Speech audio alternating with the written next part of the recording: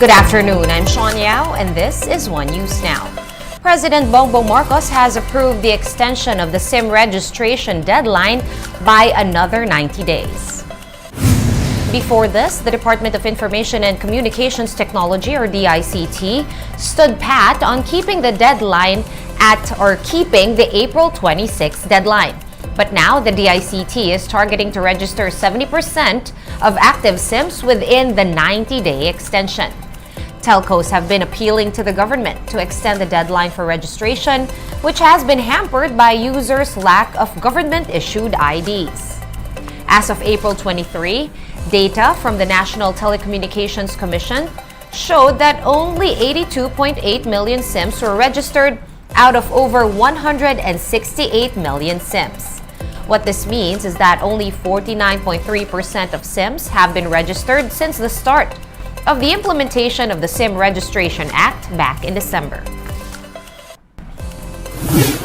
And the National Electrification Administration is inspecting a power plant in Occidental Mindoro, which could help lessen hours of power outages in the province. NEA Chief Antonio Mariano Almeda said they want to ensure that the PSI power plant can provide additional power supply to the province. The power plant is expected to add some 6 megawatts to the province's existing supply of 12 megawatts. This is still enough to meet the 30 megawatt power demand of Occidental Mindoro. Despite this, Almeda assures residents that enough supply will be provided to them very soon. We're gonna pause for a quick break, but One News Now will be back with more stories after that. Stay with us.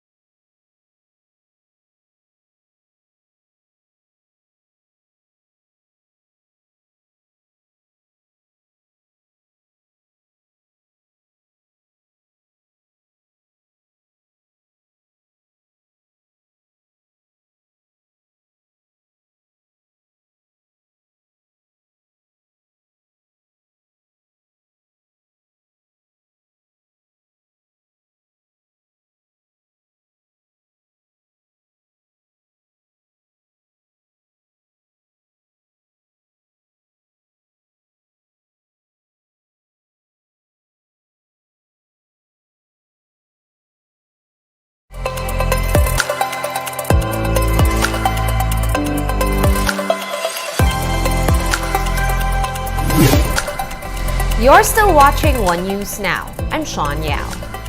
The government is anticipating an increase in revenues as it gears up to slap more taxes on sugar-sweetened beverages, single-use plastics, and mining, among others. Shaila Francisco with the details.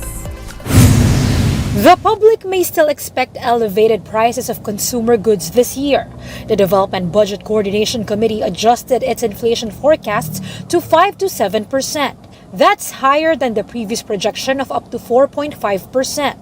With this, it might take a while before inflation settles to the government's target of 2 to 4%. The inflation path will continue to decelerate and will, barring the occurrence of any further shocks coming from the supply side, turn to within target sometime in the fourth quarter of this year, most probably around October or November of The government is monitoring food prices amid the threat of El Nino. President Bongbong Marcos wants the country to manufacture its own farm machineries to increase productivity. He said this would also lessen the country's dependence on import. Ang lahat ay kailangan natin tignan at pag-aralan para makahanda tayo na kung sakali man ito'y mauulit, tayo naman ay may gagawin. Meron tayong nakahanda at masasabi natin kahit na hindi na tayo mag-import, ay meron tayong sapat na supply na pagkain para sa ating mga mamamayan. For now, the Budget Department said there's no need to increase ayuda or social assistance this year, though they admit that inflation may affect the budget for other government programs. But we have already created the TWG under the DBCC. If ever, they are working on the numbers now, assuming that we need to adjust, especially yung mga payments natin for the construction, for the infrastructure sector and other services. To fill in the gap, the government is looking to implement additional taxes starting next year. By 2024, the Passive Income and Financial Intermediary Taxation Act may be in place. The same goes for VAT on digital service providers and excise taxes on single-use plastics and premixed alcohol. Higher taxes on sweetened beverages and other items may be expected by 2025. It could actually be sooner. We're just being conservative because it depends on where it is now in the legislative process. The first four measures are pretty advanced. Despite the impact of inflation, the DBCC maintained its economic growth targets for this year through 2028. It expects the economy to grow by up to 7% in 2023.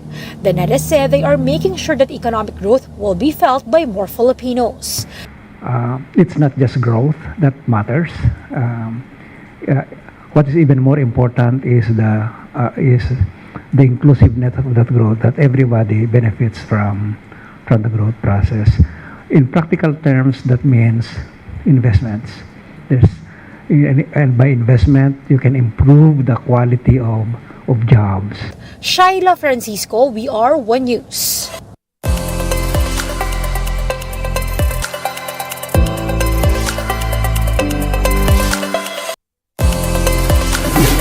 Let's now take a quick look at today's other top stories. The Education Department has set aside proposals to install air conditioners in public schools amid the extreme heat. The DepEd explains that funds are not enough for this proposal, while there are still other solutions to the problem. This comes after the Parents Teachers Association Federation said that classrooms should be air-conditioned in order to prevent learning disruptions in some areas due to the extreme heat. Two pilots of the Philippine Air Force were injured after their trainer plane figured in an accident in Lipa City, Batangas yesterday morning. The aircraft encountered engine trouble along runway 21 of the San Fernando Air Base during a standard training flight. The PAF said an investigation would be conducted to determine the cause of the accident. And in the weather, no more typhoons are expected to enter the country this month as the tropical depression that was earlier spotted outside the Philippine area of responsibility dissipated. Pag-asa says there will be cloud clusters, but overall, sunny and humid temperatures will prevail. Having said that, Filipinos are once again reminded to brace for high temperatures in the coming days. One News Now will be back at 3 p.m. I'm Sean Yao. We are One News.